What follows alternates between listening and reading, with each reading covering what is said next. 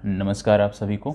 उम्मीद करता हूँ आप सब बहुत अच्छे से होंगे और जितना 8 से 10 एपिसोड जो आपका करंट अफेयर्स का चला था रात्रिकालीन कक्षा, उम्मीद करता हूँ उसका बेहतर ढंग से आप लोगों ने रिवीजन भी किया होगा। परीक्षा तो आपकी पोस्टपोन्ड हो चुकी है, कोई आधिकारिक रूप से कोई कारण नहीं बताया गया है कि क्यों जो है परीक्षा को टाला गया है।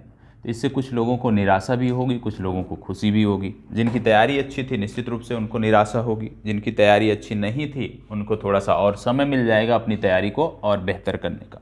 तो कहीं ना कहीं निराश किसी को नहीं होना है। जो भी जिनकी तैयारी बहुत बेहतर थी उनको और बेहतर करने का प्रयास करना है, और जिनकी तैयारी नहीं थी, जो फॉर्म तो डाल चुके थे लेकिन प्रयास कर रहे थे कि परीक्षा टले, क्योंकि मन में था कि परीक्षा टल जाए तो तैयारी थोड़ी सी और बेहतर कर सकते हैं, तो ऐसे लोगों के लिए बहुत सारे छात्रों की मैसेज आते थे कि सर फॉर्म तो डाल दिया है लेकिन तैयारी उतनी बेहतर नहीं है। तो आप में से जो भी इस कैटेगरी में, इस श्रेणी में आते हैं, एक बार फिर से लग जाइए, क्योंकि अगर परीक्षा टली है तो निश्चित रूप से अब वो फरवरी माह के पहले तो नहीं होने वाली, क्योंकि 23 जनवरी को प्रस्तावित थी, तो जनवरी माह आपका निकल गया।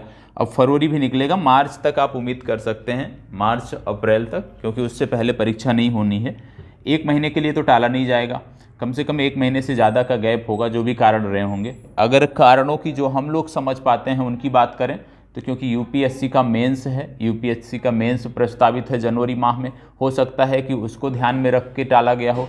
दूसरी तरफ यूपीपीएससी का मेन है, उत्तर प्रदेश पीसीएस का जो मुख्य परीक्षा है वो भी उसी आसपास आयोजित की जानी है। तो जो मुख्य कारण नज़र आता है कि यूपीएससी की मुख्य परीक्षा है जनवरी माह में, क्योंकि आपका एग्ज़ाम जब हो रहा है उसके 4 या 5 दिन पहले परीक्षा समाप्त हो रही है। तो यूपीएससी के मुख्य एग्ज़ाम को ध्यान में रखते हुए शायद ये टाला गया हो, या तो हो सकता है कि आयोग की तैयारियां उस लेवल पे ना रही हों, पेपर जो भी समस्याएं रही हों उन पर हमें नहीं जाना है। हमें यह ध्यान देना है कि परीक्षा टली है तो हमें मौका मिला है और एक नए सिरे से हमें चीज़ों को बेहतर करना है। ठीक है, तो करंट अफेयर्स जैसे मैंने आपको बोला था कि 600 प्रश्नों की सीरीज मैं आपको करा रहा हूँ, प्रत्येक दिन 20 प्रश्न देखते हैं। और उस समय भी बोला था मैंने कि ये जो सीरीज है आपकी परीक्षा तक अनवरत चलती रहेगी। तो इसी प्रकार से परीक्षा आपकी चाहे जब हो, करंट अफेयर्स की जो ये सीरीज चल रही है ये लगातार चलती रहेगी। इसमें हम विगत 1 वर्षों के करंट अफेयर्स को हम देखते हैं।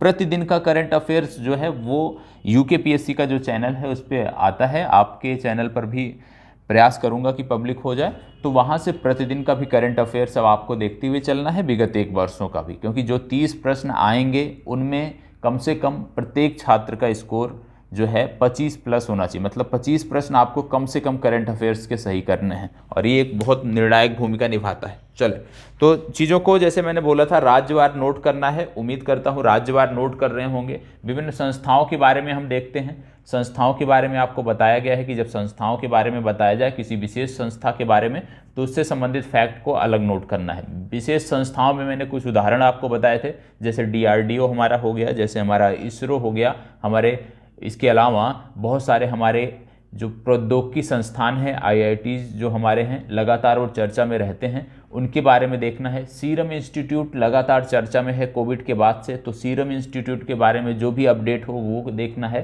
ठीक है, क्योंकि आप जानते हो कि सीरम इंस्टीट्यूट ने अभी आज का समाचार पत्र यदि आपने देखा होगा तो उसमें देखा होगा कि सीरम इंस्टीट्यूट ने दावा किया है कि आने वाले कुछ ही महीनों में उसके द्वारा बच्चों के लिए जो वैक्सीन है वो उपलब्ध करा दी जाएगी। तो सीरम इंस्टीट्यूट लगातार चर्चा में है और पूछा भी जा सकता है। इसके सीईओ हैं आदार पुणे वाला, पुणे स्थित एक संस्थान है, इसके बारे में आपको जानकारी होनी चाहिए, क्योंकि सीरम इंस्टीट्यूट सबसे ज़्यादा चर्चा में था। जैसे भारत बायोटेक अपनी वैक्सीन के कारण चर्चा में था, उसी तरह से सीरम इंस्टीट्यूट भी अपने वैक्सीन के कारण चर्चा में था। तो हमें जो भी समसामयिक संदर्भों में हम कुछ पढ़ते हैं समाचार पत्रों में, तो उसको भी अपने पाठ्यक्रम से रिलेट करके देखने का प्रयास करना है, ये कला सीखने का प्रयास हमें करना है। तो चलिए एक एक करके प्रश्नों को देखते हैं। 10 से 15 सेकंड का आपको समय मिलेगा, जवाब देना है। ठीक है, जवाब सबको देना है, भले ही यह प्रीमियर है, लाइव नहीं है, लेकिन जवाब सबको देना है। और लास्ट में किनके कितने सही हो रहे हैं, आपके द्वारा कितने करंट अफेयर्स के प्रश्न, क्योंकि पुराने करंट अफेयर्स हैं तो निश्चित रूप से आप पढ़ चुके होंगे, कहीं ना कहीं से आपने पढ़ा होगा, किसी ना किसी स्रोत से आपने पढ़ा होगा, तो कितने आप इसमें सही कर पा रहे हैं उसका भी आपको आकलन करना है। तो स्वमूल्यांकन की एक कक्षा है ये, अपना स्वमूल्यांकन अवश्य करना है। ठीक है, चलिए एक एक करके अब हम प्रश्नों को देखने वाले हैं। पहला प्रश्न बोला जा रहा है, और आपको यह भी बता दूं, क्योंकि जो आप वीडियो देख रहे हो इसके कमेंट बॉक्स में आपको टेलीग्राम का लिंक मिल जाएगा, उस लिंक के माध्यम से इस करंट अफेयर्स की पीडीएफ, क्योंकि आप लोग बोलते थे कि आंसर सर उसमें दिया हो तो ज़्यादा बेहतर है, तो आंसर के साथ इसकी पीडीएफ आपको वहाँ से मिल जाएगी। ठीक है, चलिए। अप्रैल 2021 में 3 देशों के व्यापार मंत्रियों ने हिंद प्रशांत क्षेत्र से आपूर्ति श्रृंखला लोचशील पहल का शुभारंभ किया है। विकल्प में इन 3 देशों में से कौन सा देश शामिल नहीं है?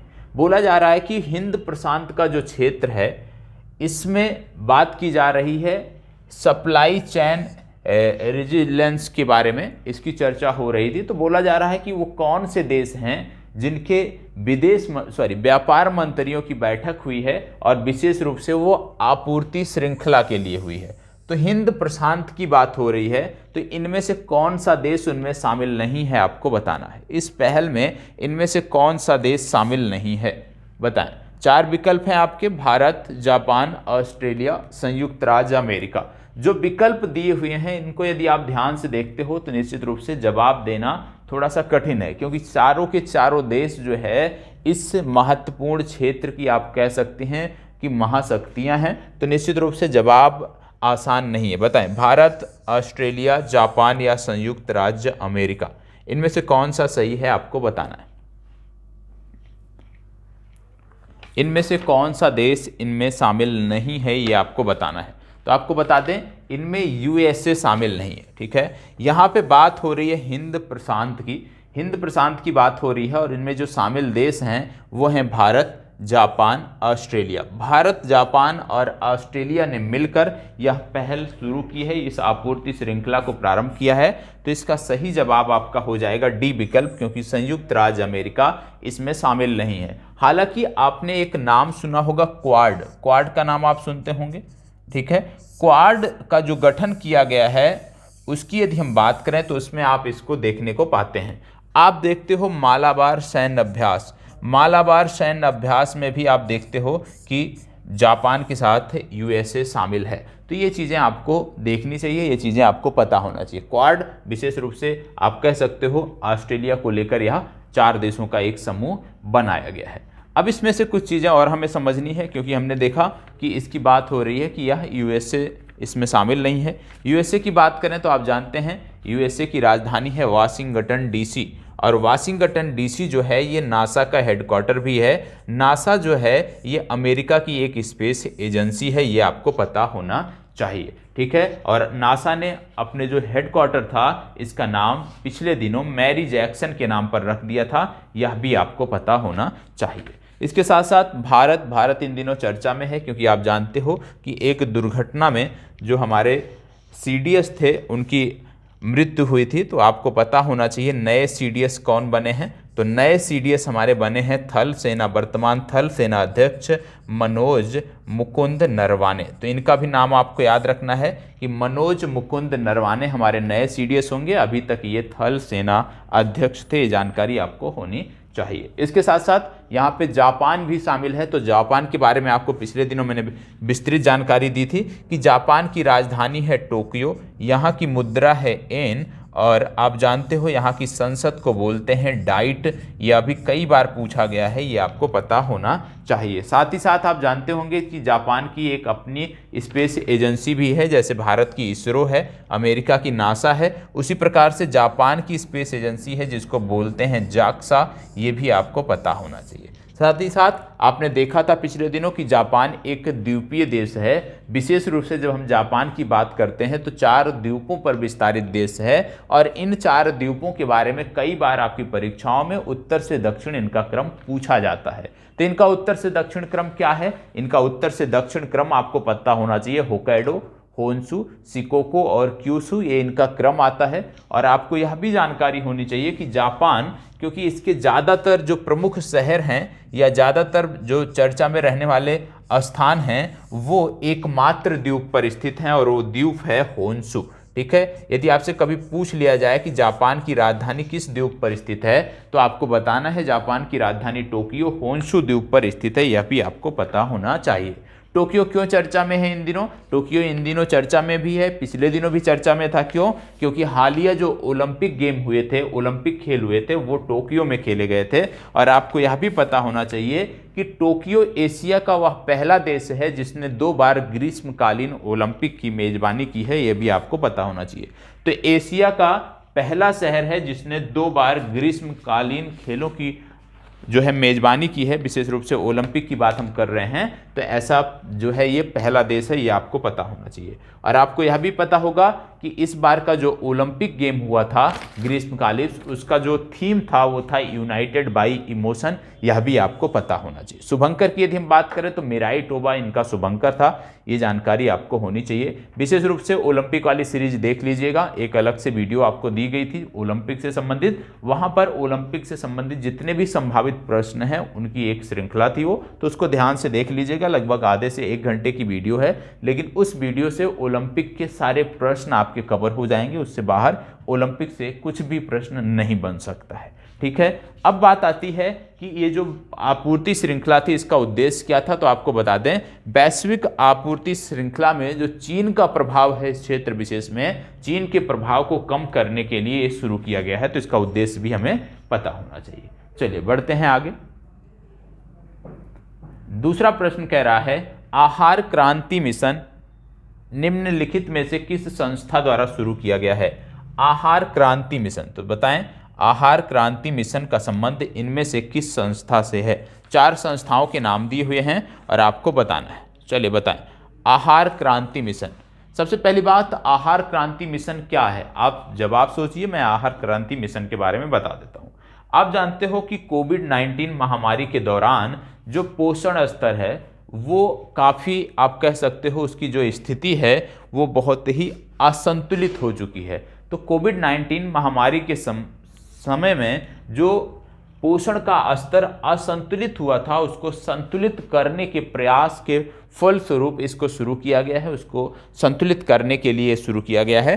ठीक है, तो इसमें पोषण से, पोषित आहार से संबंधित जरूरतों को पूरा किया जाएगा। और ये जो संस्था है इसके लिए काम कर रही है, एक तो है विज्ञान भारती और दूसरी संस्था है global Indian scientist and technocrats forum. तो इन 2 संस्थाओं द्वारा ये शुरू किया गया है, मतलब इसका सही जवाब हो जाएगा सी विकल्प आपका सही उत्तर है। इसमें ए और बी दोनों सही हैं। आपको, क्योंकि यहाँ पे बात हो रही है आहार की, यहाँ पे बात हो रही है पोषण की, तो कुछ जानकारी मैं आपको बता देता हूँ, इसको आप नोट कर लीजिएगा। जैसे कि क्या फैक्ट मैं बता रहा हूँ कि यूनाइटेड नेशन ने वर्ष 2021, पूछा जा सकता है, यूनाइटेड नेशन ने वर्ष 2021 को अंतर्राष्ट्रीय फल एवं सब्जी का वर्ष घोषित किया था, यह भी आपको पता होना चाहिए।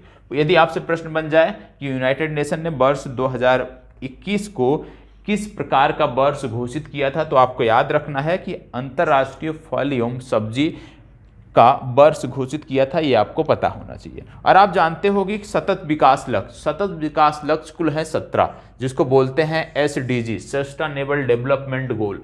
कुल 17 लक्ष्य इनमें निर्धारित किए गए हैं और इन 17 लक्ष्यों में जो दूसरा लक्ष्य है, सबको लक्ष्य ये पता होने चाहिए, और इनमें जो दूसरा लक्ष्य है वो महत्वपूर्ण है क्योंकि कहीं ना कहीं उसका संबंध आहार क्रांति मिशन से है। किस प्रकार से है? क्योंकि सतत विकास लक्ष्य का जो लक्ष्य नंबर 2 है ये शून्य भूखमरी की तरफ इशारा करता है, मतलब पूरे विश्व में हमें शून्य भूखमरी की तरफ आगे बढ़ना है। तो कहीं ना कहीं यह भी इससे जुड़ता है, तो यह भी याद रखना है कि सतत विकास लक्ष्यों में जो दूसरा लक्ष्य है वो शून्य भूखमरी की तरफ इशारा करता है, शून्य भूखमरी तक पहुंच की बात करता है, ये आपको पता होना चाहिए। ठीक है, और आपको यह भी पता होगा कि जो 17 सतत विकास लक्ष्य निर्धारित किए गए थे यूनाइटेड नेशन के अंतर्गत, उनको वर्ष 2030 तक अचीव करना है। वर्ष 2030 तक उन 17 सतत विकास लक्ष्यों को हासिल करने की बात की गई थी, ये आपको पता होना चाहिए। 2015 में इसको अनुमोदित किया गया था और 2016 से ये प्रारंभ हो गया था। इसको बताएं, फरवरी 2021 में इंडिया अर्बन डाटा एक्सचेंज को किस मंत्रालय ने शुरू किया है, आपको बताना है। इंडिया अर्बन डाटा एक्सचेंज को किस मंत्रालय ने शुरू किया है, आपको बताना है। इंडिया अर्बन डाटा एक्सचेंज को किस मंत्रालय ने शुरू किया है, आपको बताना है। 4 मंत्रालयों के नाम दिए हुए हैं। इलेक्ट्रॉनिक्स एवं सूचना प्रौद्योगिकी मंत्रालय, गृह मंत्रालय, शिक्षा मंत्रालय, आवासन एवं शहरी कार्य मंत्रालय। इनमें से कौन सा सही है बताना है। चलें, प्रश्न अच्छा है, बताएं। विशेष रूप से इंडिया अर्बन डाटा एक्सचेंज जो है एक ओपन सोर्स सॉफ्टवेयर है, आप कह सकते हो ओपन सोर्स सॉफ्टवेयर प्लेटफॉर्म है, जिसके माध्यम से डेटा का एक्सचेंज किया जाएगा। डेटा को सुरक्षित रखने की बात की जा रही है, विशेष रूप से अर्बन क्षेत्रों में। इसमें क्या है कि जो डाटा प्रदाता है और जो प्रयोक्ता है, दोनों को आसानी से डाटा शेयर करने की सुविधा ये प्लेटफॉर्म उपलब्ध कराएगा, तो ये आपको पता होना चाहिए। अब इसमें बोला गया है कि किस मंत्रालय द्वारा शुरू किया गया है, तो ये शुरू किया गया है आवासन एवं शहरी कार्य मंत्रालय द्वारा। आवासन एवं शहरी कार्य मंत्रालय बहुत ही महत्वपूर्ण मंत्रालय है, लगातार चर्चा में रहता है। और आपको पता होगा कि इसके मंत्री हैं हरदीप सिंह पुरी, इनका भी नाम आपको पता होना चाहिए। बहुत सारे मंत्रियों का मंत्रिमंडल में जिनको जगह दी गई है, कुछ नए मंत्री भी हैं, कुछ के कार्य को भी बदला गया था, कुछ के मंत्रालयों को भी बदला गया था, ये आपको पता होना चाहिए। तो आवासन एवं शहरी विकास मंत्री हैं हमारे हरदीप सिंह पुरी, और इन्हीं के मंत्रालय द्वारा ये जानकारी दी गई है, ये आपको पता होना चाहिए। ठीक है, इसके बाद आपको बता दें इससे जुड़ा हुआ कुछ फैक्ट कि आवासन एवं शहरी कार्य मंत्रालय ही है जिसके द्वारा पिछले दिनों सिटी, आप इसको नोट कर लीजिएगा, इनोवेशन इंडेक्स जारी किया गया था। सिटी इनोवेशन इंडेक्स जो जारी किया गया था, यह भी इसी मंत्रालय द्वारा किया गया था, यह भी आपको पता होना चाहिए। इसके साथ साथ आपको पता होना चाहिए कि हाल ही में आवासन और शहरी विकास मंत्रालय द्वारा 3 मिशनों की 6वीं वर्षगांठ मनाई गई है। और ये 3 मिशन कौन से थे जिनकी 6वीं वर्षगांठ मनाई गई है? इनमें एक मिशन आपका था स्मार्ट सिटीज मिशन, जिसके 6 वर्ष पूरे हुए हैं। दूसरा था अमृत मिशन, ठीक है। तीसरा आपका था पीएम आवास योजना शहरी। इन तीनों की 6वीं वर्षगांठ इस बार आवासन एवं शहरी विकास मंत्रालय द्वारा मनाई गई है, तो यह भी आपको पता होना चाहिए। ठीक है, इतनी जानकारी यदि आपके पास है तो निश्चित रूप से इससे जुड़े हुए जो भी प्रश्न बनेंगे वो आप आसानी से कर ले जाएंगे। अब इसमें कुछ चीज़ें मैं और आपको बता देता हूं, इसको आप फैक्ट के रूप में नोट कर लीजिएगा। एक इंडेक्स हाल ही में आया था और ये इंडेक्स काफ़ी पूछा जाता है, आपसे भी पूछा जाने की इसकी संभावना है। इंडेक्स क्या कहता है? इंडिया स्मार्ट सिटीज अवार्ड प्रतियोगिता, इंडिया स्मार्ट सिटीज अवार्ड प्रतियोगिता की हम बात कर रहे हैं, और कहीं ना कहीं यह भी आवासन एवं शहरी विकास मंत्रालय से जुड़ता है। तो इसमें जो सिटी अवार्ड दिया गया था, नोट कर लीजिएगा, इंडिया स्मार्ट सिटीज अवार्ड प्रतियोगिता, और इस अवार्ड प्रतियोगिता में जो सिटी अवार्ड दिया गया था, इसकी यदि हम बात करें तो ये दिया गया था इंदौर और सूरत को। किसको दिया गया था? इंदौर और सूरत को दिया गया था। दूसरा यदि हम बात करें तो आपको बता दें राज्य अवार्ड, तो राज्य अवार्ड जो दिया गया था, राज्य अवार्ड दिया गया था उत्तर प्रदेश, मध्य प्रदेश और तमिलनाडु को, ये आपको पता होना चाहिए। यूपी, एमपी, तमिलनाडु राज्य अवार्ड दिया गया था। इसके साथ साथ आपको बता दें यूटी अवार्ड जो दिया गया था, यूनियन टेरिटरी, इसमें चंडीगढ़ प्रथम स्थान पे था, ये आपको पता होना चाहिए। ठीक है, तो याद रखना है हमें, इंडिया स्मार्ट सिटीज अवार्ड प्रतियोगिता 2020 के बारे में हम बात कर रहे हैं, जो कि आवासन एवं शहरी कार्य मंत्रालय द्वारा आयोजित किया जाता है। और इसमें से सिटी अवार्ड दिया गया इंदौर और सूरत को, राज्य अवार्ड दिया गया उत्तर प्रदेश, मध्य प्रदेश और तमिलनाडु को, यूनियन टेरिटरी का अवार्ड दिया गया चंडीगढ़ को, और स्मार्ट सिटीज लीडरशिप अवार्ड में अहमदाबाद टॉप पर था, ये आपको पता होना चाहिए। इतनी जानकारी आप नोट कर लीजिएगा, पूछा जा सकता है। ठीक है, चलिए अगला प्रश्न। फरवरी 2021 में कार्यस्थल पर लैंगिक संवेदनशीलता और यौन उत्पीड़न की रोकथाम के विषय में कौशल प्रशिक्षण कार्यक्रम का शुभारंभ किसके द्वारा किया गया? बताना है आपको कि किस मंत्रालय द्वारा या किस मंत्री द्वारा ये किया गया। चलें बताएं। 4 यहाँ पे आप देख रहे होंगे, 4 मंत्रालयों के प्रभारियों का नाम दिया हुआ है। राजनाथ सिंह, अमित शाह, डॉक्टर महेंद्र नाथ पांडे, स्मृति ईरानी। चलें बताएं। ये कौशल प्रशिक्षण कार्यक्रम किसके द्वारा शुरू किया गया है, आपको बताना है।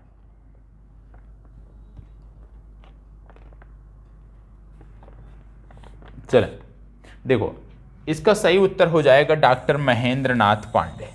डॉक्टर महेंद्र नाथ पांडे जब ये कार्यक्रम शुरू किया गया था, मतलब फरवरी 2021 की हम बात कर रहे हैं, तो उस दौरान भारत सरकार के ये कौशल विकास एवं उद्यमिता मंत्री थे और इन्हीं के द्वारा शुरू किया गया था। और इसमें इनके द्वारा 3 राज्यों को प्रमुखता से रखा गया था। पहला था पंजाब, दूसरा था राजस्थान। ये 2 तो आपको पता होना चाहिए, पहले 2 अवश्य पता होना चाहिए, और तीसरा था हरियाणा। तो पंजाब, राजस्थान और हरियाणा तीनों राज्यों में इसको शुरुआत की गई थी। इस कौशल प्रशिक्षण कार्यक्रम को शुरू किया गया था, ये आपको पता होना चाहिए। इसके साथ साथ आपको बता दें, रेल कौशल विकास योजना, एक रेल कौशल विकास योजना भी चलाई जा रही थी, ये भी आपको पता होना चाहिए। रेल कौशल विकास योजना, और रेल कौशल विकास योजना के बारे में क्या पूछा जा सकता है कि रेल कौशल विकास योजना जो चलाई जा रही है, इसमें किन ट्रेडों में प्रशिक्षण दिया जा रहा है, तो आपको बता दें ये 4 ट्रेड आपको पता होना चाहिए। पहला है इलेक्ट्रीशियन, दूसरा आपका है वेल्डर, तीसरा आपका है मशीनिस्ट, और चौथा आपका है फिटर।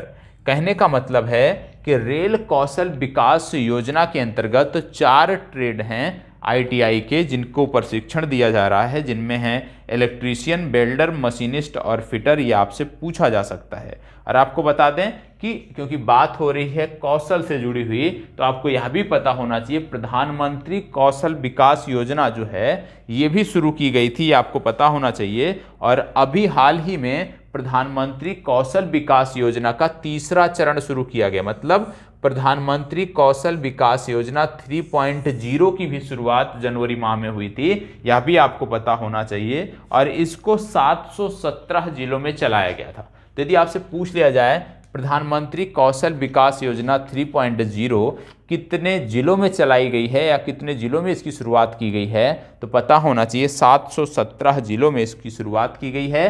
15 जनवरी 2021 को भारतीय प्रधानमंत्री ने इसकी घोषणा की थी, ये आपको पता होना चाहिए। ठीक है, तो इतनी जानकारी आपको यहां से होनी चाहिए। अगला प्रश्न यहां पे है, फरवरी 2021 में लोकसभा ने माध्यस्थ एवं सुलह संशोधन विधेयक 2021 पास किया है, इसका संबंध किस मंत्रालय से है, बताएं। इसका संबंध किस मंत्रालय से है ये आपको बताना है।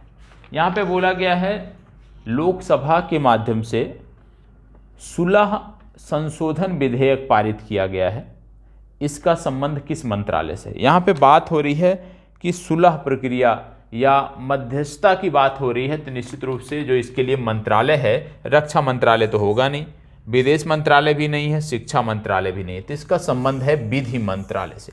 तो इसका सही उत्तर क्या हो जाएगा, विधि मंत्रालय। ए विकल्प इस प्रश्न का सही उत्तर हो जाएगा। इसका उद्देश्य क्या है, इस संशोधन विधेयक का उद्देश्य क्या है, तो इस संशोधन विधेयक का उद्देश्य था सुलह प्रक्रिया को सरल बनाना, ताकि भारत को घरेलू और अंतर्राष्ट्रीय मध्यस्थता केंद्र के रूप में स्थापित किया जा सके। तो ए विकल्प इसका सही उत्तर है विधि मंत्रालय, ये आपको पता होना चाहिए। ठीक है, चलिए आगे बढ़ते हैं। अगला प्रश्न, टैक्स इंस्पेक्टर्स विदाउट बॉर्डर कार्यक्रम कहां आयोजित किया गया था। चलिए बढ़िया प्रश्न है, बताएं। टैक्स इंस्पेक्टर्स विदाउट बॉर्डर्स कार्यक्रम कहां आयोजित किया गया था, आपको बताना है।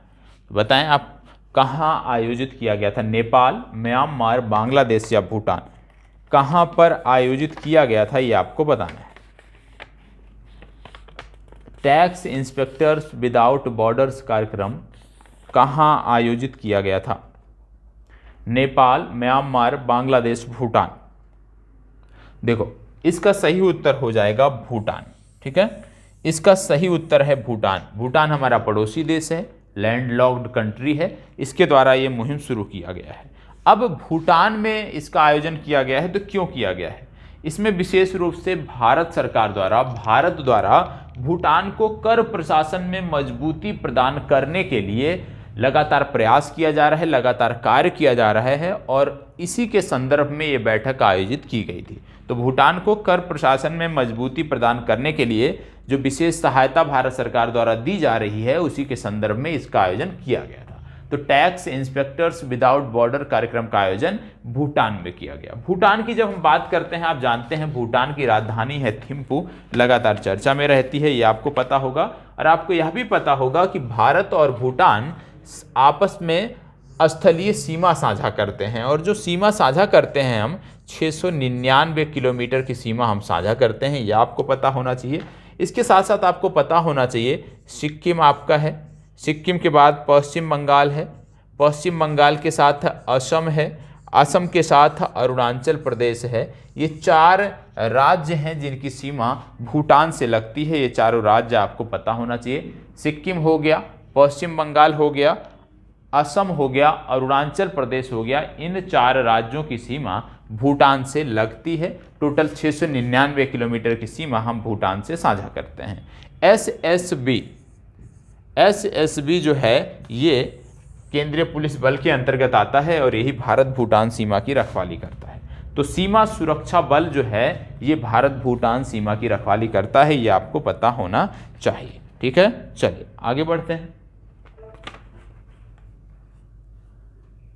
अगला प्रश्न ध्यान से देखिएगा, प्रश्न थोड़ा सा विस्तृत है लेकिन इनमें कई सारे जवाब आपको मिल जाएंगे और ये महत्वपूर्ण है। क्या बोला जा रहा है? 3 जून 2021 को जारी की गई SDG, अभी हमने सतत विकास लक्ष्यों की बात किया था कि टोटल 17 सतत विकास लक्ष्य हैं जिनको 2030 तक प्राप्त करना है। तो अब यहाँ पे क्या बात हो रही है? SDG इंडिया एक तो अंतरराष्ट्रीय लेवल पर हो गया, जितने देशों ने उस पर हस्ताक्षर कर दिया सतत विकास लक्ष्यों को प्राप्त करने के लिए, उतने देशों ने फिर अपने यहाँ सतत विकास लक्ष्यों को प्राप्त करने के लिए कार्य करना शुरू कर दिया, जिससे समय रहते जो प्रतिबद्धता दिखाई गई थी उस दौरान उसको पूरा किया जा सके। तो इसी को ध्यान में रखते हुए SDG इंडिया जो है भारत सरकार द्वारा प्रारंभ किया गया है। तो SDG इंडिया इंडेक्स और डैशबोर्ड 2020-21 के संबंध में आपको विचार करना है। बोला जा रहा है कि SDG इंडिया इंडेक्स जो है ये नीति आयोग द्वारा जारी किया जाता है। अब आप बताओगे कि क्या ये नीति आयोग द्वारा जारी किया जाता है? दूसरा कह रहा है कि यह SDG इंडिया इंडेक्स का दूसरा संस्करण है। तीसरा कह रहा है कि SDG इंडिया इंडेक्स 2020-21 में 114 मात्रात्मक संकेतकों पर 18 लक्ष्यों को शामिल किया गया है। तो आपको इनमें से बताना है कि कौन सा सही है। एक कथन और भी है, इस सूचकांक में केरल शीर्ष स्कोर के साथ प्रथम स्थान पर विराजमान है। तो इन चारों कथनों में से कौन सा सही है? बात हो रही है SDG इंडिया इंडेक्स के बारे में। तो SDG इंडिया इंडेक्स महत्वपूर्ण है, पता होना चाहिए। और 4 कैटेगरी इसमें होती हैं, 4 आधारों पर यदि हम देखें तो राज्यों की रैंकिंग की जाती है, जिनमें पहला होता है आकांक्षी, जिनमें से 0 से 49 अंक तक जो अर्जित करता है वो आकांक्षी श्रेणी में रहता है। आकांक्षी श्रेणी के बाद फिर आता है परफॉर्मर स्टेट, मतलब अच्छा प्रदर्शन, और अच्छा प्रदर्शन करने वाले जो राज्य होते हैं उनके जो अंक होते हैं वो 50 से 64 के बीच में होते हैं। अच्छा प्रदर्शन परफॉर्मर के बाद आता है फ्रंट परफॉर्मर, मतलब बहुत अच्छा कार्य करने वाला या अग्रणी, आप कह सकते हो अग्रणी राज्य। और इसमें जो रैंकिंग होती है उसकी यदि हम बात करें तो आप देखोगे कि 65 से 99 के बीच रैंकिंग होती है। और जब कोई राज्य उस लक्ष्य को प्राप्त कर लेता है तो उसको 100% मतलब 100 अंक मिल जाते हैं और उसकी जो रैंकिंग हो जाती है वो हो जाती है लक्ष्य प्राप्तकर्ता की। तो यहाँ पे आपको बताना है, चले बताएं। सबसे पहली बात मैं आपको बता दूं कि SDG इंडिया इंडेक्स जो है ये जारी किया जाता है नीति आयोग द्वारा। ठीक है, नीति आयोग द्वारा जारी किया जाता है। दूसरा आपको पता होना चाहिए वर्तमान समय में डॉक्टर राजीव कुमार जो है ये नीति आयोग के उपाध्यक्ष हैं और इन्हीं के द्वारा इसको जारी किया गया था। इसके बाद आपको पता होना चाहिए कि ये इस बार का तीसरा संस्करण है। ये अभी तक का जो इस बार आया है लेटेस्ट, ये तीसरा संस्करण है, ये आपको पता होना चाहिए। इसके साथ साथ आपको पता होना चाहिए कि इसमें 115 संकेतकों का प्रयोग किया गया था। ये याद कर लीजिएगा, SDG इंडिया इंडेक्स में 115 संकेतकों का प्रयोग किया गया था और इसमें 16 SDG जो लक्ष्य हैं उनके उपलक्ष्यों को प्राप्त करने के लिए प्रयास किया गया था, उस आधार पर रैंकिंग की गई थी। ठीक है, तो इनमें सिर्फ आपको क्या याद रखना है कि इनमें 115 संकेतकों का प्रयोग किया गया था। दूसरा, 16 एसडीजी के उपलक्ष्यों को आप कह सकते हैं कि आच्छादित करने वाले या कार्य करने वाले राज्यों को इस पे रैंकिंग की गई थी। तो आपको कुछ जवाब तो यहां से आपको मिल गए होंगे, जैसे कि पहला क्या कह रहा है कि यह नीति आयोग द्वारा जारी किया जाता है। सत्य है, नीति आयोग द्वारा जारी किया जाता है। इस बार का तीसरा संस्करण है। सबसे पहला 2018 में जारी किया गया था, यह आपको पता होना चाहिए। ठीक है, स्थापना इसकी जो है 2018 में हुई थी। दूसरा कथन कह रहा है यह एसडीजी इंडिया इंडेक्स का दूसरा संस्करण है, गलत है। मतलब दूसरा कथन गलत है, और जैसे ही आपको पता चला कि दूसरा कथन गलत है, आपके दो विकल्प बाहर निकल गए। डी विकल्प बाहर निकल गया, ठीक है, और यहाँ पे आप देखेंगे ए विकल्प आपका बाहर निकल गया। ठीक है, क्योंकि हमें प्रश्न में क्या बोला गया है, जो सही है उनकी पहचान करनी है। तो ये दोनों तो आपके हो गए गलत। अब आपके पास दो ही उत्तर बचा है। तीसरा कथन कह रहा है एसडीजी इंडिया इंडेक्स 2021 में 114 मात्रात्मक संकेतकों पर 18 लक्ष्यों को शामिल किया गया।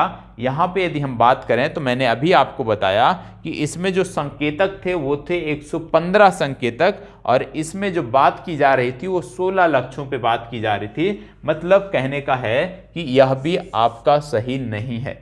अब इसमें यदि हम देखें तो बोला जा रहा है कि इस सूचकांक में केरल शीर्ष स्कोर के साथ प्रथम स्थान पर विद्यमान है। तो जी हाँ, अब यदि हम बात करें कि केरल क्या प्रथम स्थान पर विद्यमान है, तो आपको पता होना चाहिए केरल प्रथम स्थान पर विद्यमान है। कहने का मतलब इस प्रश्न में आपने देखा कि पहला कथन सही है और चौथा कथन सही है। तो पहला और चौथा मतलब सी विकल्प आपका सही उत्तर है, बाकी के गलत है। अब इनके लक्ष्यों में जो राज्यों की रैंकिंग है उसको मैं आपको फिर से बता देता हूं, उसको आप नोट कर लीजिएगा। ठीक है, तो आप नोट कर सकते हो एसडीजी इंडिया इंडेक्स 2021 में भारतीय राज्यों की रैंकिंग। सबसे पहले आपको पता होना चाहिए केरल इसमें टॉप पर है, और केरल का जो स्कोर है वो है 75। तो 75 स्कोर के साथ केरल टॉप पर है। दूसरे स्थान पे आता है 74, और 74 जो है अंक ये हिमाचल प्रदेश के हैं। तो केरल टॉप पर है, दूसरे स्थान पर है हिमाचल प्रदेश, ये आपको पता होना चाहिए। यदि आपसे कभी पूछ लिया जाए कि सबसे कम स्कोर किसने प्राप्त किया, तो सबसे कम स्कोर बिहार ने प्राप्त किया, और आपको पता होना चाहिए 52, टोटल 52 स्कोर कर पाया था बिहार, और ये सबसे लास्ट स्थान पे था, ये आपको पता होना चाहिए। यदि हम बात करें कि एसडीजी इंडिया इंडेक्स में ओवरऑल भारत की क्या स्थिति है, तो ओवरऑल भारत की जो स्थिति है, अंक हैं, वो हैं 66। तो ओवरऑल संपूर्ण भारत की यदि हम बात किया जाए प्रोग्रेस की एसडीजी के, तो 66 आपको याद रखना है, ये आपको पता होना चाहिए। 2019 में हम 60 स्कोर करते थे, तो निश्चित रूप से 60 से 66 हुआ है, तो कुछ बेहतर हुआ है, यह हम मान के चल सकते हैं। ठीक है, चलिए आगे बढ़ते हैं। और बहुत कम लोग होंगे जिनको 17 के 17 एसडीजी लक्ष्य जो हैं वो पता होंगे। आपको बता दें, जैसे मैंने अभी पूर्व में भी बताया कि इसकी शुरुआत जो है वो जब की गई थी, तो इसमें निर्धारित किया गया था कि वर्ष 2030 तक हमें इन लक्ष्यों को प्राप्त करना है। और विशेष रूप से जो लक्ष्य रखे गए हैं, क्यों रखे गए और किस प्रकार के लक्ष्य हैं, तो एक लाइन में यदि समझना है तो आप समझ लीजिए कि विश्व से गरीबी को पूर्णतः समाप्त करना, तथा सभी के मध्य, सभी आप कह सकते हो कि सभी व्यक्ति के मध्य, सभी समाज में सामाजिक न्याय स्थापित हो सके, यही सतत विकास लक्ष्यों का लक्ष्य है। ठीक है, यही उद्देश्य है इनका, ये आप कह सकते हैं एक लाइन में, क्योंकि हैं तो 17 लक्ष्य, उनके उद्देश्य की यदि हम बात करें एक पंक्ति में, तो यही आप इनके बारे में बता सकते हो कि गरीबी को पूर्णतः समाप्त करना तथा सभी समाजों में सामाजिक न्याय व पूर्ण समानता स्थापित करना इनका लक्ष्य है। ठीक है, चलिए इसको बताएं। 4 जून 2021 को रक्षा मंत्री राजनाथ सिंह की अध्यक्षता में रक्षा अधिग्रहण परिषद ने P75 के तहत कितने पारंपरिक पनडुब्बियों के निर्माण को मंजूरी दी है। इसके बारे में मैंने कई बार आपको बताया है, शायद आपको याद हो इसके बारे में। ठीक है, इसके बारे में कई बार मैंने आपको बताया है और बहुत डिटेल में बताया है। ठीक है, किसके बारे में, P75 के बारे में मैंने बताया था। P75 जो प्रोग्राम है ये है क्या, इसमें किन चीज़ों के बारे में बात की जाती है, किन आधारों पर बात की जाती है, इन सब के बारे में हमने डिटेल में आपको बताया था। यदि जानकारी नहीं है तो आप बताएंगे, निश्चित रूप से मैं आपको बताऊंगा। सबसे पहले आप जवाब दीजिए, इसके बाद फिर हम आगे देखते हैं।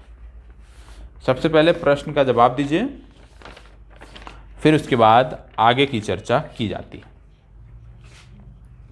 इसका जवाब क्या होगा, क्योंकि इस तरह की अगर रक्षा समझौते हो रहे हैं तो ज़रूरी है कि उनके बारे में हमें जानकारी हो।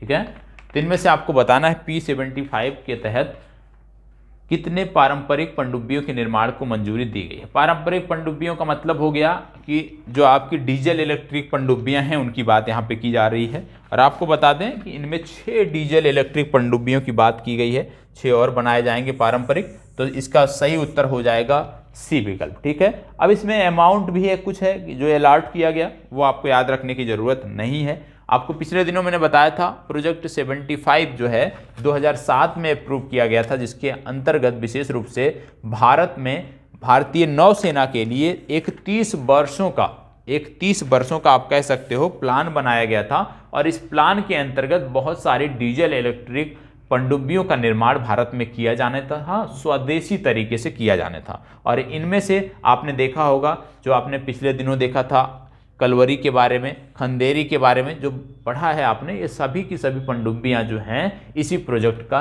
हिस्सा हैं। ठीक है, तो INS बागसीर आपने सुना होगा, INS बागीर आपने सुना होगा, तो ये सभी की सभी प्रोजेक्ट 75 का हिस्सा है। कई बार मैंने बताया है, इसलिए मैं इसके बारे में आज डिटेल में नहीं जाऊंगा। ठीक है, इसके साथ साथ कुछ चीज़ें और आपको बता दे रहा हूँ, उसको नोट कर लीजिए। जैसे एक हमारी पनडुब्बी है INS सिंधुवीर, क्योंकि पनडुब्बियों की बात हो रही है तो आपको बता दें एक हमारी पनडुब्बी है INS सिंधुवीर। और INS सिंधुवीर जो कि किलो क्लास की पनडुब्बी है, और इसको पिछले दिनों हमने म्यांमार को गिफ्ट किया था, म्यांमार को हमने देने की बात की थी, तो म्यांमार को हमने दिया था, ये आपको पता होना चाहिए। म्यांमार की बात कर रहे हैं तो नेपिदा यहाँ की आप जानते हैं, नेपिदा आपको पता होना चाहिए मुद्रा, नेपिदा। जब आप बात करते हो म्यांमार की, तो म्यांमार के बारे में सबसे पहले बात आती है राजधानी की, तो राजधानी आपको पता होना चाहिए। राजधानी के बाद यहाँ की मुद्रा आती है, तो मुद्रा है क्याड, बर्मिस क्याड बोलते हैं, ये आपको पता होना चाहिए। वर्तमान समय में जुंटा शासन है यहाँ पे, और यहाँ पे जो लोकतांत्रिक तरीके से चुनी हुई सरकार थी उसको सैन्य शासन ने जो है आप कह सकते हो कि जो वहाँ के सेना अध्यक्ष थे उनके द्वारा हटा दिया गया, तो तख्ता पलट किया गया है। अब म्यांमार के बारे में कुछ चीज़ें पता होनी चाहिए, जैसे कलादान मल्टी मॉडल प्रोजेक्ट कई बार पूछा जाता है, तो आज सिर्फ इतना याद रखिए कि कलादान मल्टी मॉडल प्रोजेक्ट जो है ये भारत और म्यांमार के बीच है। विशेष रूप से इसमें 2 बंदरगाहों को जोड़ने की बात की जा रही है, पहला है कोलकाता, दूसरा है सितवे पोर्ट, ये आपको पता होना चाहिए। ठीक है, कोलकाता को सितवे से जोड़ने की बात हो रही है। इसके साथ साथ आप जानते हो कि पिछले दिनों ब्रह्मोस क्रूज मिसाइल का परीक्षण किया गया था। ब्रह्मोस क्रूज मिसाइल का परीक्षण समुद्र से किया गया था, मतलब जल से इसको दागा गया था। और जब जल से इसको दागा गया था तो आपको पता होगा कि जिस युद्धपोत से इसको छोड़ा गया था उस युद्धपोत का नाम था INS चेन्नई। तो यदि आपसे कभी पूछा जाए कि ब्रह्मोस मिसाइल का या ब्रह्मोस सुपरसोनिक क्रूज मिसाइल का सफलतापूर्वक परीक्षण कहाँ से किया गया या किस युद्धपोत से किया गया, तो आपको याद रखना है INS चेन्नई। ठीक है, INS चेन्नई इस संदर्भ में याद रखोगे। INS सिंधुवीर आपको याद रखना है कि हमने म्यांमार को गिफ्ट किया है। ठीक है, प्रोजेक्ट 75 क्या है, पनडुब्बियों के निर्माण से संबंधित एक प्रोजेक्ट है। विशेष रूप से प्रोजेक्ट 75 के अंतर्गत जो अभी तक ज़्यादातर पनडुब्बियाँ मिली हैं, डीजल इलेक्ट्रिक जो सबमरीन मिली हैं, ये सभी की सभी मझगांव डॉकयार्ड से बनाई गई हैं, ये भी आपसे पूछा जा सकता है। ठीक है, तो इनका डॉकयार्ड कौन सा है ये भी आपको पता होना चाहिए। चलें इसको बताएं। सिप्री ईयरबुक 2021 के संदर्भ में निम्नलिखित कथनों पर विचार कीजिए। दुनिया में 90% से अधिक परमाणु हथियार रूस और अमेरिका के पास हैं।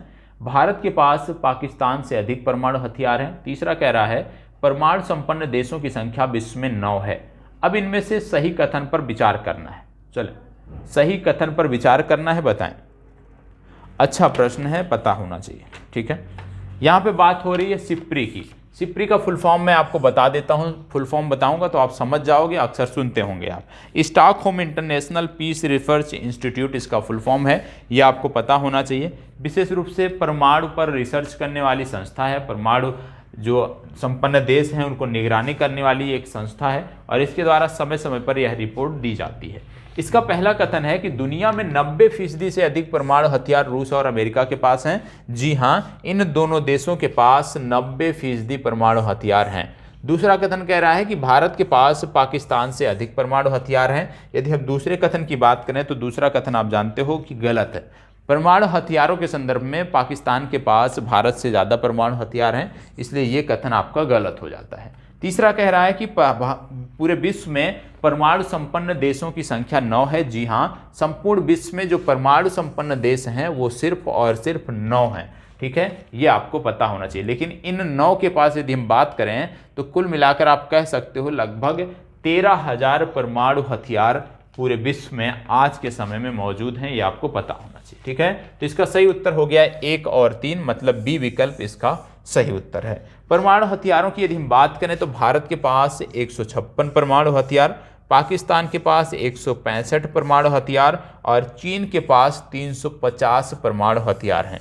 और आपने पहला कथन देखा कि दुनिया में 90% से अधिक सिर्फ रूस और अमेरिका के पास हैं। तो रूस और अमेरिका के पास कितने हैं उसके बारे में भी पता होना चाहिए। 5,550 परमाणु आप कह सकते हो कि हथियार जो हैं ये अमेरिका के पास हैं और 6,255 परमाणु हथियार जो हैं ये रसिया के पास आज के समय में हैं। ये आपको पता होना चाहिए। बात हो रही है परमाणु हथियारों की, तो आपको यहाँ पे यह भी पता होना चाहिए कि जो परमाणु हथियार हैं या जो परमाणु बम है ये किस सिद्धांत पर कार्य करता है। कई बार पूछा जाता है कि परमाणु बम किस सिद्धांत पर कार्य करता है। सिद्धांत का मतलब 2 होते हैं, एक होता है नाभिकीय संलयन, एक होता है नाभिकीय विखंडन। तो ये किस पर कार्य करते हैं, नाभिकीय संलयन पर कार्य करते हैं या नाभिकीय विखंडन पर। तो आपको याद रखना है कि जो भी परमाणु बम होते हैं ये नाभिकीय विखंडन पर कार्य करते हैं और इसमें यूरेनियम के नाभिक पर न्यूट्रॉन की बौछार की जाती है, जिसके माध्यम से आप कह सकते हो कि असीमित या बहुत अधिक मात्रा में ऊर्जा जो है निर्मुक्त होती है। ठीक है, तो याद रखना है कि परमाणु बम जो है वो नाभिकीय विखंडन पर कार्य करते हैं। लेकिन यदि आपसे पूछ लिया जाए कि परमाणु रिएक्टर किस पर कार्य करते हैं, जिसको हम जनहित में विद्युत ऊर्जा के लिए कन्वर्ट करते हैं, तो परमाणु रिएक्टर किस सिद्धांत पर कार्य करते हैं, तो याद रखना है परमाणु रिएक्टर जो होते हैं ये नाभिकीय संलयन पर कार्य करते हैं। ठीक है, तो नाभिकीय संलयन पर कार्य करते हैं रिएक्टर, जबकि परमाणु बम जो होता है ये नाभिकीय विखंडन पर कार्य करता है। दोनों जानकारी आपको होनी चाहिए। चलिए अगला देखते हैं। 4 जून 2021 को रक्षा मंत्री राजनाथ सिंह की अध्यक्षता में रक्षा अधिग्रहण परिषद ने, ये तो आपने देख ही लिया, इस प्रश्न को देखना है। मई 2021 में किस देश ने विश्व का सबसे लंबा पैदल यात्री सस्पेंशन पुल बनाकर रिकॉर्ड दर्ज किया है।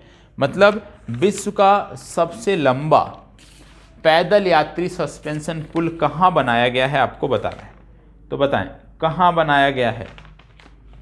स्थान का नाम मैं बता दूं यदि आपको कि यह बनाया गया है अरौका में। अब देश आपको बताना है, अरौका में बनाया गया है। और आपको यह भी बता सकता हूं कि जो नदी है जिस पर यह बनाया गया उसका नाम है पाइवा नदी। क्या नाम है? पाइवा नदी। तो पाइवा नदी पर अरौका में यह बनाया गया है। अब अरौका कहाँ पे है आपको गेस करना है। 516 मीटर लंबा है ये, 175 मीटर नदी के तल से ये ऊंचा ब्रिज है, ये आपको बताना है। तो आपको बता दें इसका सही उत्तर है पुर्तगाल। ठीक है, यह पुर्तगाल में बनाया गया है। इस तरह के प्रश्न पूछे जाते हैं, सबसे लंबा पुल, सबसे लंबा रेल ब्रिज, तो इनके बारे में जानकारी होनी चाहिए। इसको बताइए, मई 2021 में देश में कोविड-19 संक्रमण की दूसरी लहर का मुकाबला करने हेतु आयुष मंत्रालय ने, ध्यान दीजिएगा यहां से अब आपको ध्यान देना है। क्या ध्यान देना है? बोला जा रहा है आयुष मंत्रालय ने अपनी पॉली हर्बल औषधि और आयुष 64, इसमें क्या था कि कोविड के समय में आयुष मंत्रालय ने 2 इनकी औषधियां थी कोविड से संबंधित, जिनको इन्होंने कोविड-19 संक्रमित जो मरीज थे जो अस्पताल में नहीं भर्ती थे उनको पहुंचाने का अभियान शुरू किया गया था, जिनमें औषधि थी एक आयुष 64 और दूसरा था काबासुरा कुडिनीर। तो बोला जा रहा है कि काबासुरा कुडिनीर और आयुष 64 जो एक हर्बल औषधि है जिसको आयुष मंत्रालय ने तैयार कराया था, तो इनको किसकी सहायता से संबंधित व्यक्तियों तक या पीड़ित व्यक्तियों तक पहुंचाया जा रहा है, आपको बताना है। मतलब जो कोविड-19 संक्रमित रोगी हैं उन तक इस दवा को किस संस्था के माध्यम से आयुष मंत्रालय पहुंचा रहा है, ये आपको बताना है। तो बताएं वो कौन सी संस्था है जिसके माध्यम से इनको पहुंचाया जा रहा है, ये आपको बताना है। चलें बताएं। शोषिता सेवा संघ, सेवा भारती, नारायण सेवा संस्थान या चाइल्ड लाइन इंडिया। आपको बता दें कि सेवा भारती के द्वारा इसको पहुंचाया जा रहा है। सी विकल्प आपका सही उत्तर है। ठीक है, अब यहाँ पे कुछ जानकारी मैं और आपको बता देता हूँ। सेवा भारती के द्वारा आयुष मंत्रालय इसको पहुंचा रहा है। इसमें सबसे पहले आपने देखा कि दोनों दवाओं के बारे में, पहले का नाम है आयुष 64, दूसरे का नाम है काबासुरा कुडिनीर। ये दोनों नाम आपको पता होने चाहिए। आयुष की जब हम बात करते हैं तो आप जानते हो आयुष में जो अलग अलग शब्द हैं इनकी अलग अलग मीनिंग है। AYUSH हम लिखते हैं इंग्लिश में, और इनमें से प्रत्येक शब्द का अपना एक अलग अस्तित्व है। जैसे A for Ayurveda, Y for yoga and naturopathy, U for यूनानी, S फॉर सिद्धा और H फॉर होम्योपैथी। ये आपको पता होना चाहिए। अब इनमें से यदि हम बात करें, आयुर्वेद की बात करें, हम योगा और नेचुरोपैथी की बात करें, तो इसकी जो ओरिजिन मानी जाती है वो भारत माना जाता है। ठीक है, दूसरे यदि हम बात करें यूनानी मेडिसिन की, तो आप जानते हो ग्रीस से संबंधित है, इसका संबंध है। सिद्धा की यदि हम बात करें तो सिद्धा जो है विशेष रूप से दक्षिण भारत की तमिलनाडु की एक पारंपरिक औषधि है, ये आपको पता होना चाहिए। इसके साथ साथ यदि होम्योपैथिक की बात करें तो आप जानते हो कि ये जर्मनी से संबंधित है। अब इसमें से कुछ महत्वपूर्ण तिथियां हैं जो आपको पता होना चाहिए। जैसे विश्व होम्योपैथिक दिवस कब मनाया जाता है, पूछा जा सकता है। विश्व होम्योपैथिक दिवस कब मनाया जाता है, तो 10 अप्रैल को मनाया जाता है। क्यों हम 10 अप्रैल को मनाते हैं, क्योंकि होम्योपैथी के जो जनक माने जाते हैं उनका नाम है डॉक्टर सैमुअल हनीमैन। क्या नाम है, doctor Samuel Hahnemann, Samuel Hahnemann. और डॉक्टर सैमुअल हनीमैन को जो है जनक माना जाता है होम्योपैथिक मेडिसिन का, और इन्हीं के जयंती के रूप में हम विश्व होम्योपैथिक दिवस को मनाते हैं, ये आपको पता होना चाहिए। ए फॉर है आयुर्वेदा। आयुर्वेद की जब हम बात करते हैं, आप जानते हो भारत में राष्ट्रीय आयुर्वेद दिवस मनाया जाता है। राष्ट्रीय आयुर्वेद दिवस की कोई फिक्स तिथि नहीं है। क्यों फिक्स तिथि नहीं है, क्योंकि इसको मनाया जाता है धनतेरस के दिन। दीपावली के पहले जब धनतेरस पर्व होता है उसी दौरान मनाया जाता है राष्ट्रीय आयुर्वेद दिवस, और यह जो है विशेष रूप से धन्वंतरी जयंती के दिन मनाया जाता है। तो इसकी कोई विशेष तिथि नहीं है। आपके जब परीक्षा देने जा रहे हो उस वर्ष जो तिथि रही हो धन्वंतरी जयंती की या धनतेरस की, उसको आप याद कर लीजिएगा, वो आपके लिए उचित रहेगा। इसकी कोई फिक्स तिथि नहीं है, ये आपको पता होना चाहिए। ठीक है, इसके साथ साथ आपको बता दें कि इसको मनाए जाने का जो कार्यक्रम था ये 2016 से शुरू किया गया। तो यदि आपसे कभी कथन में पूछ लिया जाए कि राष्ट्रीय आयुर्वेद दिवस कब से मनाया जाने लगा, तो वर्ष 2016 से मनाया जाने लगा, ये आपको पता होना चाहिए। इसके साथ साथ आपको बता दें कि यहाँ पे बात हो रही है कि कब से मनाया जाने लगा, ये तो हमने देख लिया। दूसरी बात आती है कि किस मंत्रालय के द्वारा मनाया जाता है, तो आपको यह भी पता होना चाहिए कि ये सारी चीज़ें जो हैं आयुष मंत्रालय के अंतर्गत आती हैं। ठीक है, आयुष मंत्रालय के अंतर्गत ये आता है, ये आपको पता होना चाहिए। साथ ही साथ यह भी आपको पता होना चाहिए कि आयुष मंत्रालय, आयुष मंत्री वर्तमान समय में हमारे कौन हैं, तो वर्तमान समय में हमारे आयुष मंत्री हैं सर्बानंद सोनोवाल। सर्बानंद सोनोवाल जो असम के पूर्व मुख्यमंत्री हुआ करते थे, पहले ये असम के मुख्यमंत्री हुआ करते थे, लेकिन अब इनको केंद्रीय मंत्रिमंडल में जगह मिली है, तो इन्होंने जो मुख्यमंत्री का पद था वो त्याग कर दिया था। तो सर्बानंद सोनोवाल के पास आयुष मंत्रालय के अलावा पत्तन पोत परिवहन एवं जल मार्ग मंत्रालय भी है। तो नए मंत्री जो बनाए गए हैं इनके मंत्रालयों के बारे में भी आपको पता होना चाहिए। यहाँ से भी प्रश्न बनते हैं और पूछे जा सकते हैं, तो इसको भी आपको ध्यान में रखना है। ठीक है, चलिए आगे बढ़ते हैं और अगला प्रश्न देखते हैं।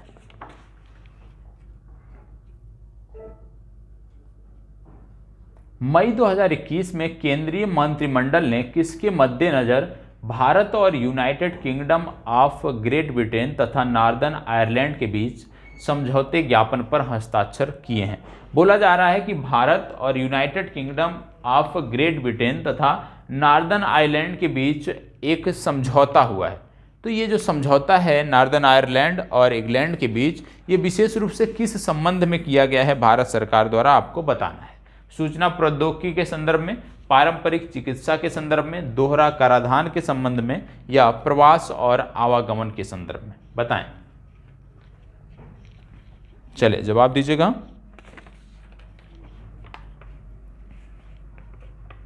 देखो, इसका सही उत्तर है प्रवास और आवागमन। ठीक है, प्रवास और आवागमन विशेष रूप से भारतीय छात्र जो वहाँ पढ़ने जाते हैं, जो ब्रिटेन में शिक्षा ग्रहण करने जाते हैं, बहुत सारे शिक्षाविद हैं जो वहाँ पे कार्य करते हैं, बहुत सारे शोधकर्ता हैं जो इंग्लैंड जाते रहते हैं या आयरलैंड जाते रहते हैं। तो उन सब के बारे में कि आसानी से उनका आवागमन हो सके, उनमें कोई समस्या ना हो, साथ ही साथ उनको अन्य सुविधाएं जो मिलती हैं वो मिल सकें, इसके लिए समझौता किया गया है। तो इसका सही उत्तर है प्रवास और आवागमन। इसको बताएं। और याद रखिएगा, यहाँ पे दो शब्द मैंने आपको बताया था कि इंग्लैंड क्या है और ग्रेट ब्रिटेन क्या है। ठीक है, ग्रेट ब्रिटेन में क्या क्या शामिल है और इंग्लैंड में क्या क्या शामिल है मैंने आपको बताया है, तो इसको ध्यान दीजिएगा। ठीक है, चलिए, ग्रेट ब्रिटेन और यूनाइटेड किंगडम में क्या क्या शामिल है ये आपको पता होना चाहिए। ठीक है, तो ग्रेट ब्रिटेन और यूनाइटेड किंगडम में क्या क्या चीज़ें शामिल हैं, कौन कौन से क्षेत्र शामिल हैं, दोनों का मैंने अंतर बताया था कि यूनाइटेड किंगडम कब बनता है और ग्रेट ब्रिटेन कब बनता है, तो दोनों के बारे में आपको पता होना चाहिए। इसको बताएं।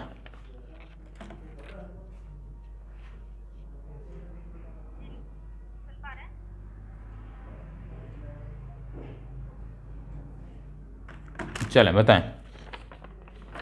जून 2021 में केंद्र सरकार ने दलहन एवं तिलहन का उत्पादन बढ़ाने के उद्देश्य से किसानों को नई किस्मों की अच्छी गुणवत्ता वाले बीजों की आपूर्ति करने के लिए किस कार्यक्रम की शुरुआत की है?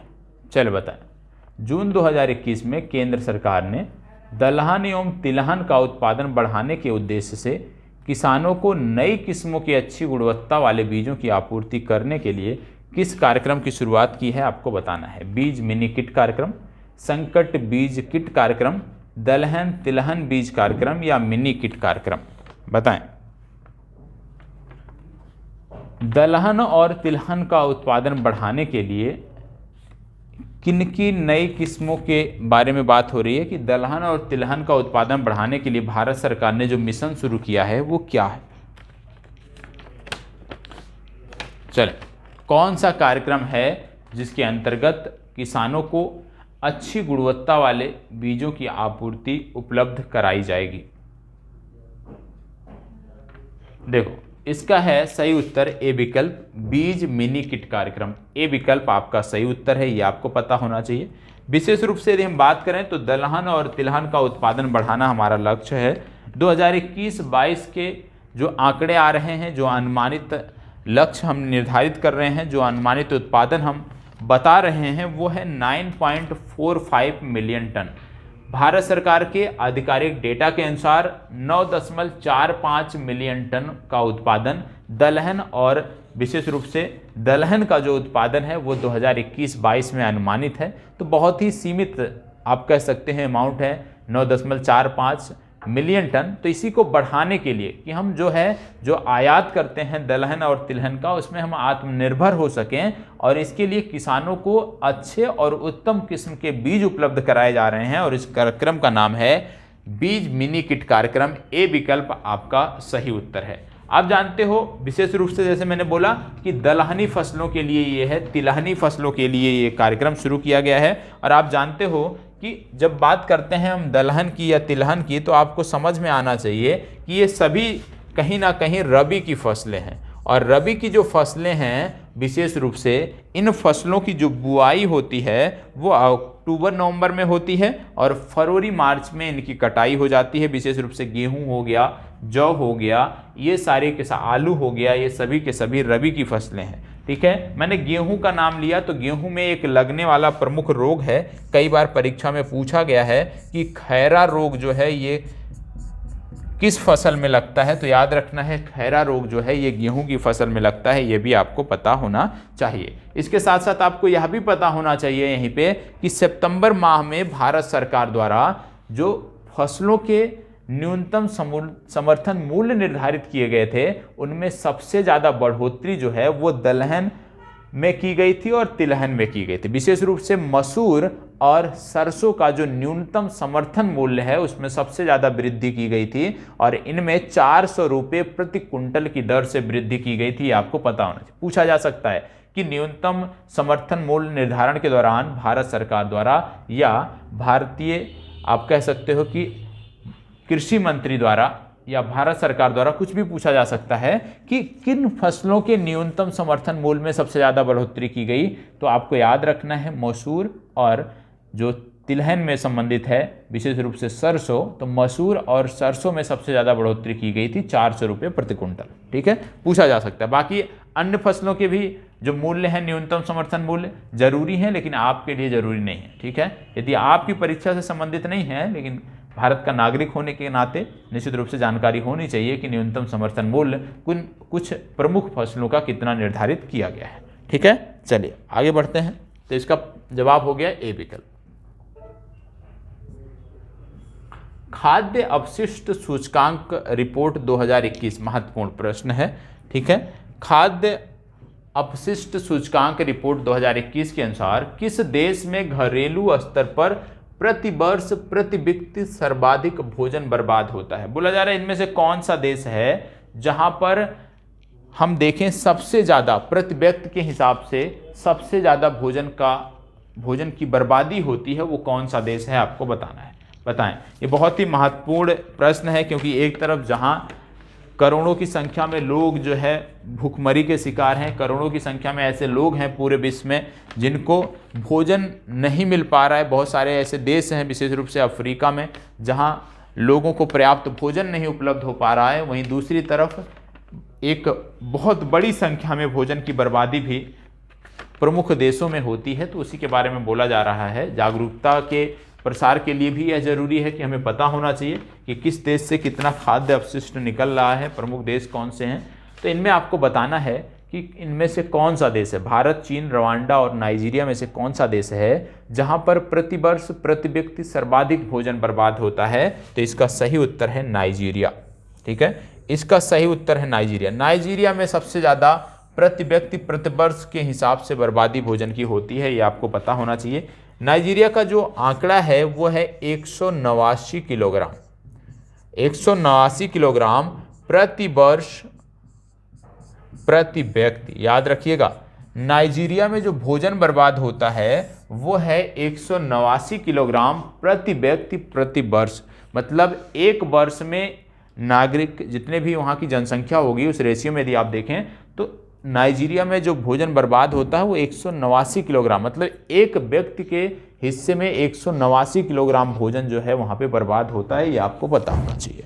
भारत की यदि हम बात करें तो भारत में जो ये डेटा है ये है 50 किलोग्राम प्रति व्यक्ति प्रति वर्ष। ये आपको पता होना चाहिए। 50 किलोग्राम प्रति वर्ष प्रति व्यक्ति की दर से भारत में भी भोजन की बर्बादी होती है। तो कहीं ना कहीं हम नाइजीरिया से तो बहुत इस स्थिति में बहुत ठीक ठाक हैं, लेकिन कहीं ना कहीं बहुत अभी भी ये जो 50 किलोग्राम प्रति वर्ष प्रति व्यक्ति का जो आंकड़ा है ये बहुत बड़ी संख्या है। इसको हमको न्यूनतम जितना हो सके उतना हमें कम करने का प्रयास करना है। और इसमें आपको बता दें सबसे ज़्यादा जो भोजन की बर्बादी होती है वो घरों से होती है।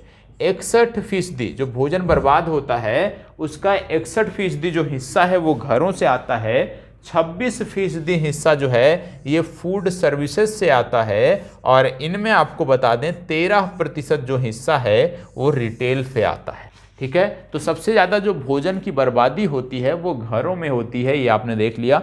दूसरे स्थान पे है आपके जो फूड कोर्ट वाले हैं, फूड सर्विस वाले हैं 26%, और तीसरा है रिटेल, मतलब रिटेल में सबसे कम भोजन बर्बाद होता है। ये आंकड़ा जो है यह बताता है। ठीक है, तो ये आपको पता होना चाहिए। मुख्य परीक्षा में भी ये मददगार है, ये फैक्ट आपको मुख्य परीक्षा के संदर्भ में भी पता होना चाहिए। बोला जा रहा है निम्नलिखित में से किस मंत्रालय ने शहरी स्वयं सहायता समूह के उत्पादों के विपणन के लिए सोन चिरैया नामक एक ब्रांड और लोगो प्रस्तुत किया है? सोन चिरैया नामक ब्रांड और लोगो किसके लिए और किस मंत्रालय द्वारा प्रस्तुत किया गया है आपको बताना है। आप जानते होंगे विशेष रूप से जैसे स्वयं सहायता समूह होते हैं ग्रामीण क्षेत्रों में, उसी प्रकार से शहरी क्षेत्रों में भी स्वयं सहायता समूह होते हैं। और स्वयं सहायता समूह के उत्पादों को बेचने के लिए जो है ये कार्यक्रम शुरू किया गया है, ये लोगो जारी किया गया है और जारी करने वाला मंत्रालय है आवासन एवं शहरी विकास मंत्रालय या शहरी कार्य मंत्रालय, जिसके मंत्री हैं हरदीप सिंह पुरी। तो बी विकल्प सही उत्तर है। उद्देश्य क्या है सोन चिरैया ब्रांड और लोगों का, कि ये जो उत्पाद होंगे ये शहरी स्वयं सहायता समूहों द्वारा बनाए गए उत्पाद होंगे, ये आपको पता होना चाहिए। ठीक है, चलिए अगला प्रश्न, गैर एल्कोहल फैटी लीवर रोगों के लिए कार्रवाई की आवश्यकता की पहचान करने वाला विश्व का पहला देश कौन सा है? और यह रोग बहुत तेजी से बढ़ रहा है। फैटी लीवर की समस्या बड़ी तेजी से बढ़ रही है। लीवर या यकृत आप बात करते हो तो वसा के असामान्य संचय के कारण लीवर अस्वस्थ होने की लगातार आप देखें तो आंकड़े बढ़ रहे हैं। और इसकी पहचान करने वाला, इस पर कार्य करने के लिए, इसको एक प्रमुखता से इस पर कार्य करने के लिए, इस पर रोक लगाने के लिए, इस पर जागरूकता के प्रसार के लिए भारत सरकार द्वारा यह मुहिम शुरू की गई है। तो भारत इसका सही उत्तर है। आपको बता दें कि भारत में विभिन्न रोगों पर राष्ट्रीय कार्यक्रम चलाए जाते हैं, जिनसे रोगों को निदान के लिए, जो पीड़ित हैं उनको बेहतर इलाज के लिए, साथ ही साथ जागरूकता के लिए। तो इनमें जैसे कैंसर था, मधुमेह था, कैंसर हो गया, मधुमेह हो गया, स्ट्रोक हो गया और हृदय रोग, 4 रोग अभी तक ऐसे थे जिन पर राष्ट्रीय कार्यक्रम चलाया जा रहा था। इन 4 रोगों के अतिरिक्त अब भारत सरकार ने इसमें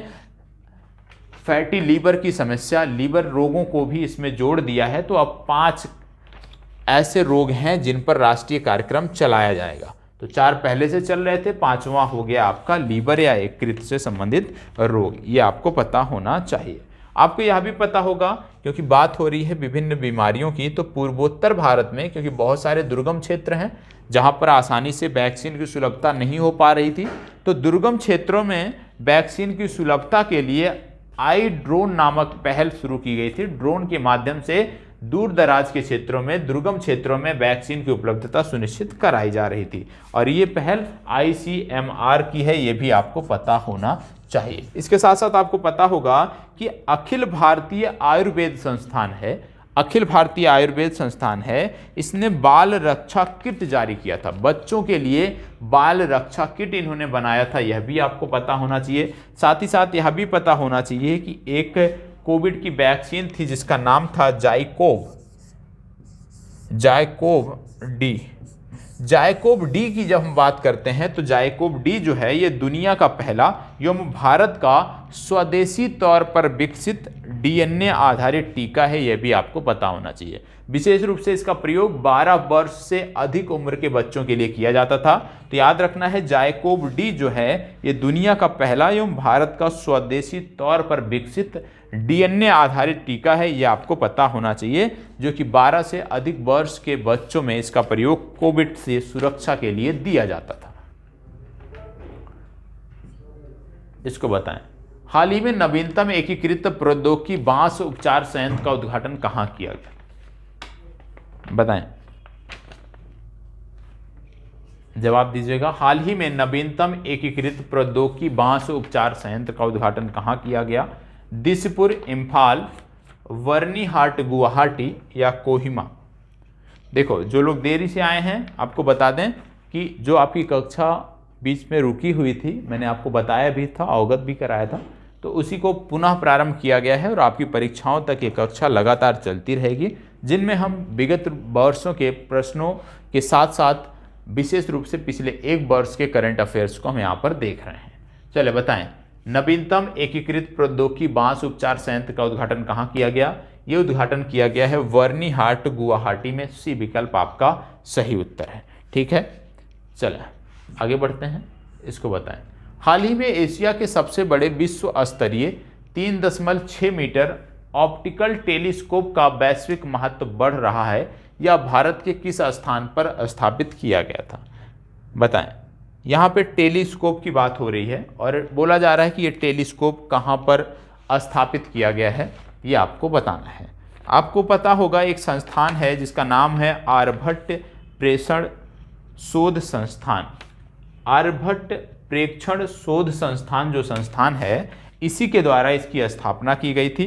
और आप जानते हो पिछले दिनों आर्यभट्ट प्रेक्षण शोध संस्थान ने सुपरनोवा विस्फोट के कारण एक गर्म तारे की खोज की थी और इसका नाम रखा था वुल्फ रेट। ये भी आपको पता होना चाहिए, वुल्फ रेट। ये क्या है वुल्फ रेट? वुल्फ रेट एक तारा है और यह तारा जो है ये सुपरनोवा विस्फोट से उत्पन्न हुआ था। और इसकी खोज किसने किया था? इसकी खोज किया था एक, आप कह सकते हो संस्थान ने। संस्थान है आर्यभट्ट प्रेक्षण शोध संस्थान। किसके माध्यम से किया गया था? टेलीस्कोप के माध्यम से किया गया था। चले बताएं। तो ये टेलीस्कोप जिसकी यहाँ पे बात हो रही है, ये कहाँ पर स्थापित की गई है? इसका उत्तर है उत्तराखंड के देवस्थल में। उत्तराखंड में प्रमुख रूप से 2 टेलीस्कोप आपको याद रखने हैं। एक तो आपका ये हो गया, दूसरा टेलीस्कोप जो है उसका नाम है संपूर्णा टेलीस्कोप, संपूर्णानंद टेलीस्कोप। पहला है संपूर्णानंद टेलीस्कोप और संपूर्णानंद टेलीस्कोप भी आपको नैनीताल में देखने को मिलेगा। दूसरा आपका हो गया देवस्थल फास्ट ऑप्टिकल टेलीस्कोप, जिसकी बात यहाँ पर हो रही है। तो दोनों टेलीस्कोप याद रखने हैं, दोनों उत्तराखंड से संदर्भित हैं। ठीक है, चलिए आगे बढ़ते हैं। हाल ही में किस देश के खगोलविदों ने BS लैकर्टे नामक विशालकाय ब्लैक होल ब्लेजर से विशाल चमक का पता लगाया है? चलिए बताएं। यहाँ पे फिर से खगोलकी से संबंधित प्रश्न है, तो बताएं।